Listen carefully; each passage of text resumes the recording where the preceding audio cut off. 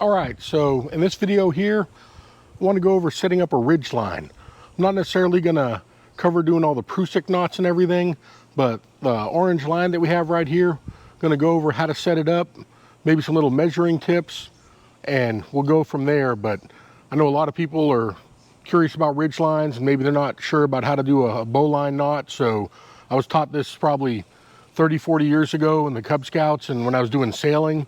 So let's take a further look at setting up a ridge line.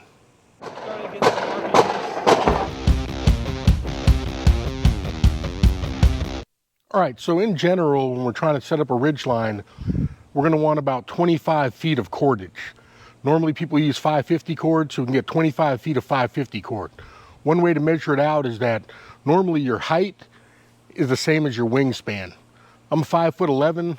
From tip to tip on my fingertips, it's about 5'11" as well. If we take a tape measure and we spread it out, keep in mind fingertips are going to go a little bit further than the tape measure itself, but if we mark it off, I come up right about 67 inches on this. So it's going to be a few inches longer than 5 foot. If I extend and push back a little ways further, I can get to about 6 foot or so. But we know that if we're trying to measure off some stuff, if I do this 5 times, then I'm going to end up getting the 25 feet I want. 5 times 5 is 25. Also, on your hand, normally if you end up holding your hand out this way and you take a measurement, you can get to about 3.5 inches. On your palm area, it's about 4.5. When we were police officers, if there's a question if a knife was over 3.5 inches, if we knew the measurement of our palm, we could use our palm and our fingertips to decide what length the knife blade was. Same thing goes with going from my pinky to my palm on the bottom. It's going to be 6 inches. 6 inches is about the length of a dollar bill. If you take out a dollar bill at 6 inches, if I go from my pinky to my palm here, it's going to be about 6 inches. If I want to get a foot, I know I can go from my elbow to my wrist, and it's going to be a foot long, going from my elbow right to where my wrist is right here. So if I bring it in, my elbow to my wrist, it's going to be 1 foot long. So there's different ways you can measure things and everything, but it's important sometimes to know that. Same thing with trying to get distance and stuff like that. There's different methods and stuff you can use to determine distance and length and things. So it's a good idea, just as a rule of thumb, to know what you're measuring. All right, for my ridge line, I like using 550 cord. This right here happens to be Atwood 550 cord. Any brand will work, but certain brands tend to have a little bit better reputation and everything. We said we're going to need 25 feet of this to work. So if we go out, we know we can go 5, 10, 15, 20, 25. So that should be roughly 25 feet that I have there. All right, now something that we can do to make the loop and the stuff, give a little extra, leave it off on the side of our hand. And if we do a figure-8 series where we go over the thumb, around the finger, we can start weaving it into a pattern that when we decide we want to unwind it, it's not going to bind or anything like that. So basically doing a figure-8 pattern, going around the fingers like this, is going to allow us to take care of pulling it out and making sure it's smooth and doesn't bind up and everything. I'm going to continue and finish this up. All right, so once I get done wrapping it up and I have about 3 feet of it or so left, I take it off my fingers and I just kind of pinch it, grab the part that I was wrapping with, and I start to wrap it kind of tightly going around the group until I finish off with some loops. I'll show you that in a second. All right, and then as I finish wrapping it up, I kind of take the loop end. I have to tie it off here in a second.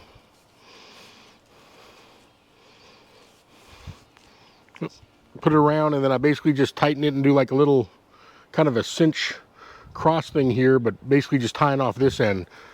This right here is the end normally I'll do as the working end. And like I said, once you have it set up like this for your ridge line and you do the figure-8 loops like I showed you on the finger, you'll be able to feed this stuff and you'll basically be able to pull it straight out. So it's just one of those things that you can keep pulling on it if you want and bring it out as far as you want. But like I said, normally this end right here will be the one we work off of. If you've seen a bunch of my other ridge lines, they might look a little bit bigger.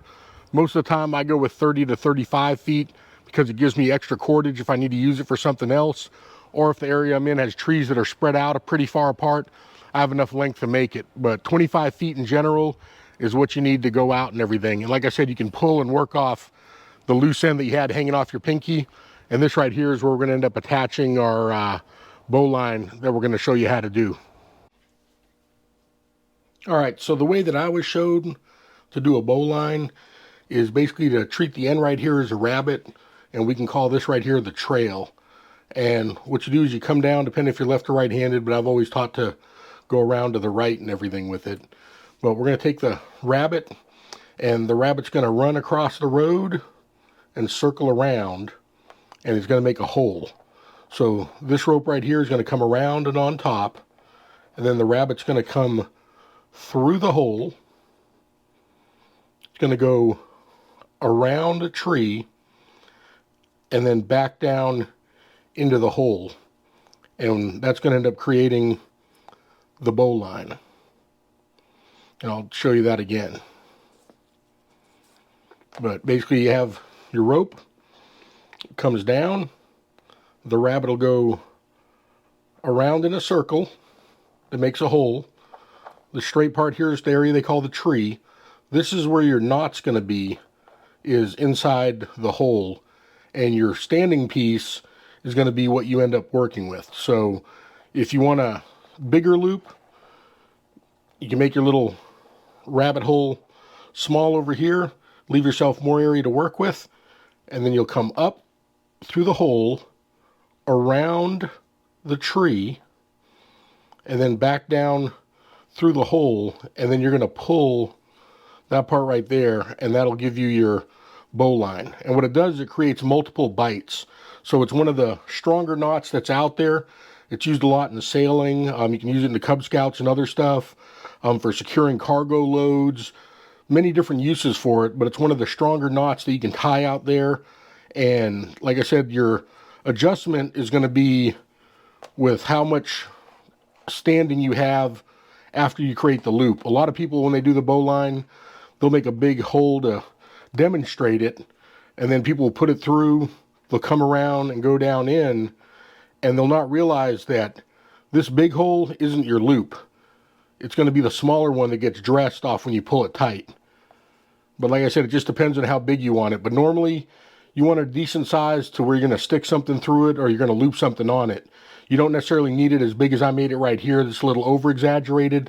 But the size of it really doesn't matter as much as long as it'll fit properly around whatever you're going to wrap it around. And I'll go over that here in a little bit. All right, so here we have our tree. We have our ridgeline set up, and we have our bowline right here. And what we're going to do is we're going to take our bowline and we're going to pull it out from the ridgeline, do a slight wrap around the tree to where we have the bowline and the feed line. We're going to pull a little piece or bite out of the feed line.